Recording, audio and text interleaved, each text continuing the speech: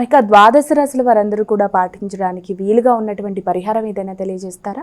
ద్వాదశ రాశుల వారికి పరిహారాన్ని కనుక గమనించినట్లయితే మేషరాశి నుంచి మీన రాశి వరకు 12 రాశుల వారికి ప్రతి వారు తమ వ్యక్తిగత దైవాన్ని ప్రార్థించుకుంటూ ముందుకు వెళ్ళడం ఒక విధానం అయితే, దాంతో పాటుగా ప్రతిరోజు చెప్పుకునే విధంగా ఈరోజు తమ వ్యక్తిగత దైవంతో పాటుగా సమయము అవకాశము అన్నీ లభించినట్లయితే తప్పనిసరిగా ఈ రోజున విఘ్నేశ్వరుడికి సంబంధించిన ఆరాధన చాలా చాలా చాలా మంచి ఫలితాలు ఇచ్చే అవకాశం ఉంది.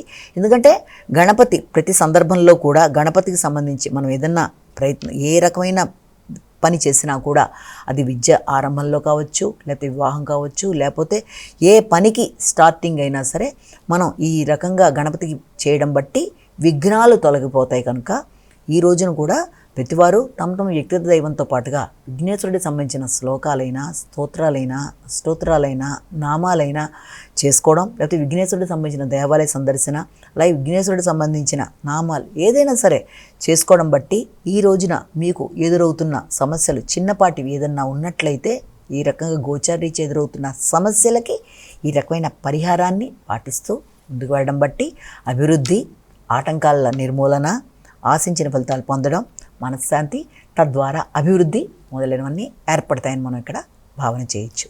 నమస్కారం.